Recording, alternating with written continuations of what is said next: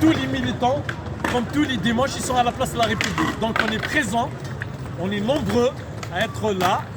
Donc même si le pouvoir tente par tous les moyens de casser la place de la République. Et ces derniers temps, ils le montrent, ça leur fait peur.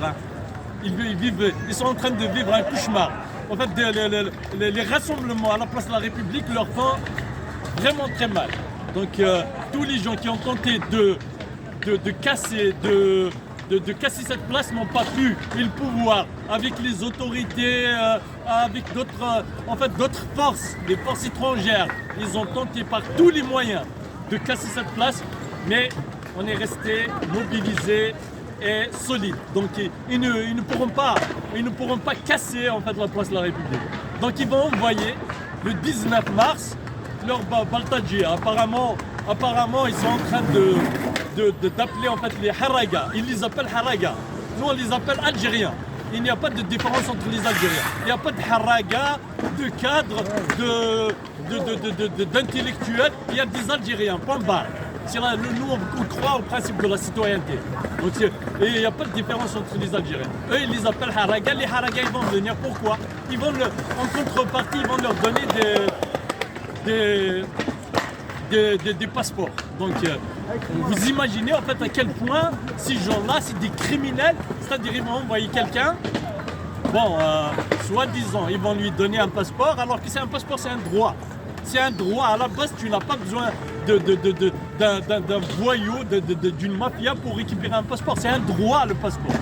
Donc appeler ce qu'ils appellent eux les Haraga pour venir saboter nos rassemblements et en contrepartie ils vont leur donner des passeports, ça c'est extrêmement dangereux. C'est extrêmement dangereux pour vous, les gens que eux ils appellent Haraga, nous on les appelle Algériens, il n'y a pas de différence entre les Algériens. Tous les Algériens ont le droit à un passeport, à la base ils vont y aller au consulat, ils vont récupérer tranquillement leur passeport, comme tous les pays du monde.